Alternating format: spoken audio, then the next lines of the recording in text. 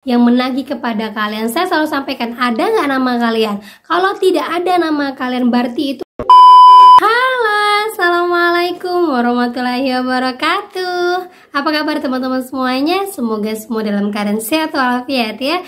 Di hari yang masih cuti bersama ini, semoga kalian tetap kuat mental. Yang masih kerja tetap lanjut kerja dan tetap semangat, jangan pernah pikirkan apapun ya. Nah, kali ini saya akan bagikan buat kalian yang masih merasa ketakutan dikejar sama DC, dan buat kalian yang merasa DC itu jahat banget, DC itu nggak ada moral. Nah, kita akan cari tahu DC ini gajinya berapa dan bagaimana cara menghentikan DC agar tidak neror lagi ke kalian di akhir tahun 2023. Tapi sebelumnya, buat kalian yang baru gabung di channel saya, jangan lupa klik tombol subscribe-nya, nyalakan notifikasi loncengnya agar terus bersama dengan saya. Oke teman-teman, ini dia buat kalian.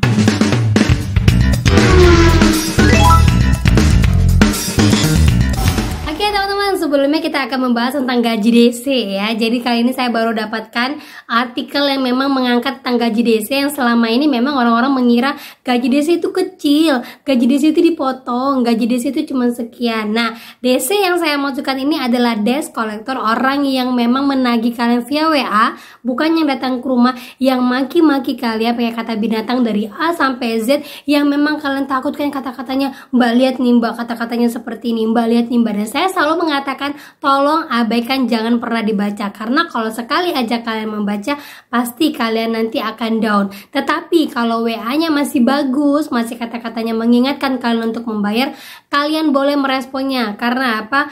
Nanti kalau kalian tidak respon, DC sekarang di akhir tahun ini dia akan datang ke tempat kalian kalau emang daerah kalian bisa dijangkau, ataupun dia akan mencari kalian ke akun lain, ke nomor lain, ke sosmed, dan bahkan sampai keluar counter kemana-mana. Gitu ya teman-teman ya. Nah, kita awali dengan berita yang ini. Jadi mantan DC yang mengatakan dia sudah banting setir, ibaratnya sudah resign karena dia ada gejolak di dalam dirinya untuk menakut-nakuti orang tuh tidak sesuai dengan hati dirinya dan tidak sesuai dengan batinnya, yang mengatakan saya ini kerjanya apa kok seperti ini walaupun digaji puluhan juta. Nah, tahu kalian gajinya sudah ada ya di Google ya. Nah, tahu kalian gajinya berapa? Sebesar 27 juta rupiah dengan cara menakut-nakutin kalian, memperingatkan kalian setiap hari, dan juga hanya untuk membuat kalian kadang-kadang ada yang sampai bunuh diri gara-gara kata-kata yang tidak wajar.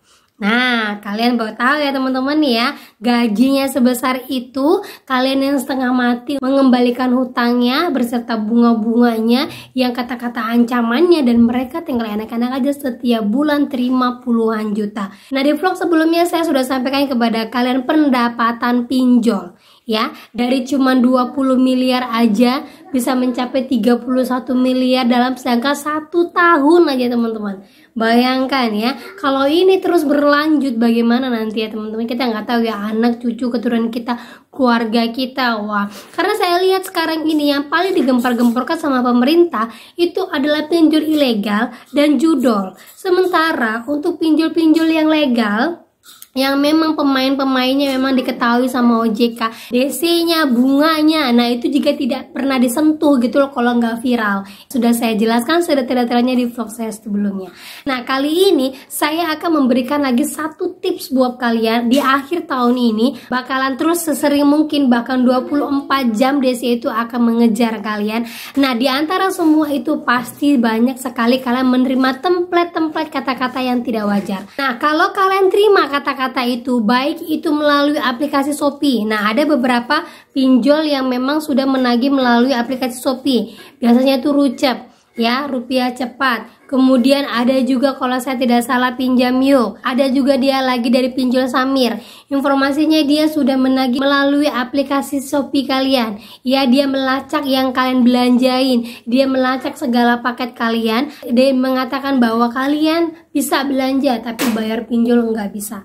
Nah, itu hati-hati sekali ya teman-teman ya. Dan ada juga yang pinjol-pinjol yang mulai sekarang gempar, gencar-gencarnya mengirimkan kalian paket.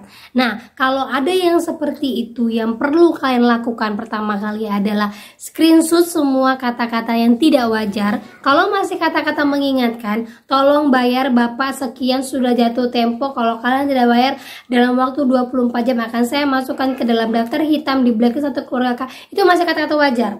Ya, kalau seperti itu masih kata-kata wajar. Tetapi kalau sudah masuk ke dalam ranah aplikasi lain seperti misalnya Shopee ataupun sampai mengirimkan paket dan diinformasikan dengan kata-kata binatang semua di dalamnya, kalian lakukan pertama kali adalah kalian cari tahu bahwa ini adalah pasti dari DC, misalnya Rupiah Cepat, atau misalnya dari Pinjam Yuk, atau misalnya dari Samir. Ya, kemudian kalian screenshot, kalian kirimkan bukti screenshotnya itu langsung ke WhatsAppnya OJK, laporkan bahwa kalian mendapat ancaman. Ya, mendapat ancaman dari DC dengan kata-kata seperti ini untuk menagih kepada kalian. Kemudian bukti yang kalian kirimkan ke WhatsApp OJK tadi itu kalian kirimkan kepada DC-nya. Terserah itu mau DC apa, kalian katakan bahwa saya sudah laporkan kata-kata kalian yang kalian kirimkan kepada saya ke WA OJK beserta dengan nama aplikasinya. Saya tahu ini dari kalian. Nah, gitu teman-teman ya. Baik itu kalian dapatkan dari pinjol ilegal sekalipun boleh kalian seperti itu. Karena apa? Saya selalu katakan kalau ada ancaman tidak menyebutkan aplikasinya itu abaikan saja. Tetapi tidak semua orang bisa seperti itu. Nah, kalau kalian merasa, Mbak, kalau yang tidak pernah menyebutkan aplikasinya itu adalah aplikasi ilegal, kalian jangan salah. Aplikasi legal juga menyebutkan kata-kata binatang seperti itu. Ya, jangan salah ya teman-teman ya. Jangan mengira aplikasi legal itu baik-baik saja, tidak seperti itu di lapangan. Ya, begitu caranya teman-teman ya. Dan juga buat yang baru semingguan sudah keluar kondar. Nah, ini saya dapatkan ya teman saya ya. Dia baru saja 1 minggu galbay tetapi sudah ditagih keluar kondar. Nah, saya sarankan screenshot buktinya, Bu, bahwa ini dari aplikasi si A kepada OJK, terus kirimkan bukti kalian lapor ke OJK itu kepada DC-nya. Sampaikan kepada DC-nya bahwa saya baru galbay 1 minggu tapi kalian sudah menagih saya keluar kondar sementara HP saya masih aktif. Seperti itu ya cara teman-teman ya untuk menggertak para DC-nya. Jadi biar DC-nya jangan serta-merta enak aja terima puluhan juta setiap bulan. Sementara kita setengah mati harus mikirkan uang dari mana lagi untuk membayar dengan ancaman, dengan kata-kata makian. Nah, kalau memang kalian tidak kuat, jalan satu-satunya itu adalah galbay. Tetapi tidak semua orang bisa galbay. Itu yang memang selama ini saya arahkan. Kalau kalian memang tidak berani galbay berarti kan harus seperti ini. Kalau kalian mau galbay berarti kalian seperti ini. Nah, seperti itu ya teman-teman ya. Memang itu cara ampuh yang memang harus kalian lakukan. Jangan lupa screenshot baru kirim dulu ke WA OJK. Nomor WA OJK ada di bawah laman deskripsi saya.